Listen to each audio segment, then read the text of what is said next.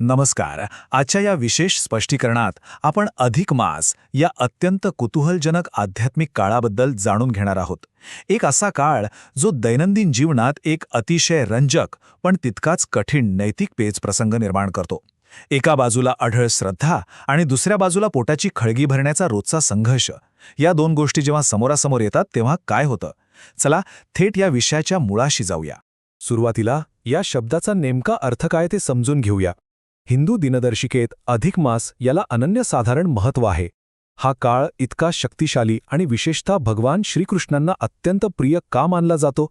याचं कारण म्हणजे हा केवळ कॅलेंडरमधला एखादा जास्तीचा महिना नाहीये, तर तो आध्यात्मिक शुद्धीकरणासाठी आणि प्रचंड भाग्य प्राप्त करण्यासाठी मिळालेली एक सुवर्ण संधी मानली जाते. भाग 1. भीती आणि वाईट सवयींवर मात करणे. या महिन्यातील आध्यात्मिक आचरण. आता या महिन्यातील परिवर्तनाची मुख्य उद्दिष्टे काय आहेत ते पाहूया. इथे केवळ मांसाहार पूर्णपणे टाळणे यांसारख्या शारीरिक निर्बंधांवरच भर दिलेला नाही, तर मनाच्या शुद्धीकरणालाही तितकंच महत्त्व दिलंय. मनातली खोलवर रुजलेली भीती संपवणे आणि वाईट विचार, जुन्या सवयी कायमच्या सोडून देणे हे यामागचं मुख्य उद्दिष्ट आहे. थोडक्यात सांगायचं तर हे फक्त शरीराचं नाही, तर संपूर्ण मनाचं एक प्रकारचं डिटॉक्सिफिकेशन आहे.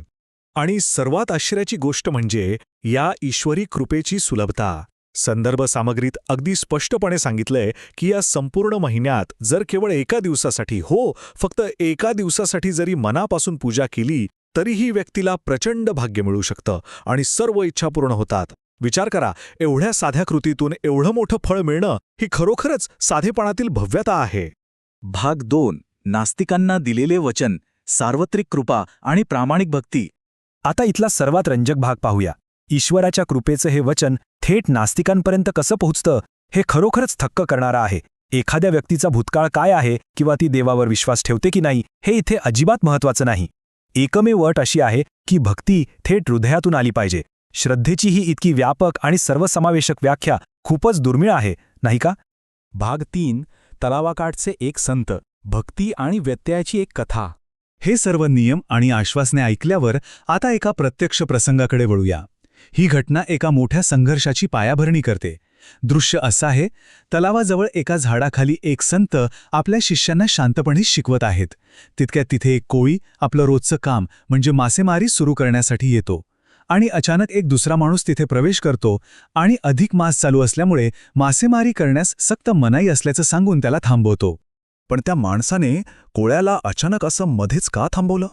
याचं उत्तर जवळच प्रवचन देणाऱ्या त्या संतांच्या एका अत्यंत सखोल आध्यात्मिक शिकवणीत दडलंय. संतांच्या मते ते तलावातील मासे हे केवळ सामान्य जलचर प्राणी नाहीत, तर ते साक्षात भगवान श्रीकृष्णाचे पवित्र अवतार आहेत. आणि स्वाभाविकच अधिक मासामध्ये या कल्पनेला एक अत्यंत वेगळा आणि सर्वोच्च पावित्र्य प्राप्त होता. भाग 4. कोळ्याचा पेच प्रसंग. श्रद्धा विरुद्ध जगण्याची धडपड. आता आपण या समस्येच्या दोन्ही बाजू अत्यंत स्पष्टपणे पाहू शकतो. एकीकडे हा धार्मिक दृष्टिकोन आहे की मासे हे ईश्वराचे अवतार आहेत आणि त्यामुळे मासेमारी करणं हे महापाप आहे. पण दुसरीकडे कोळ्याचं जमिनीवरचं अत्यंत कठोर वास्तव उभं आहे. त्याची आणि त्याच्या कुटुंबाची उपजीविका केवळ आणि केवळ या मासेमारीवरच अवलंबून आहे. त्याशिवाय जगण्याचा दुसरा कोणताही मार्ग त्याच्याकडे नाही. पोटाची आग विझवायची की श्रद्धेचा आदर राखायचा, हा एक अत्यंत तणावपूर्ण असा नैतिक पेच प्रसंग येथे निर्माण झाला आहे. मूळ संदर्भ सामग्री कोळ्याच्या याच अत्यंत निराशेने भरलेल्या आणि अनुत्तरित प्रश्नावर लक्ष केंद्रित करते. ज्या माणसाला 2 वेळच्या अन्नासाठी दररोज संघर्ष करावा लागतो, त्याच्यावर हे कठोर आध्यात्मिक नियम खरोखरच कसे लागू होतात? हा प्रसंग आपल्याला अंतर्मुख करून एक सखोल विचार करायला लावतो. जेव्हा धर्म आणि जगण्यासाठीचा संघर्ष समोरासमोर उभे ठाकतात, तेव्हा नेमका कोणता मार्ग निवडायचा?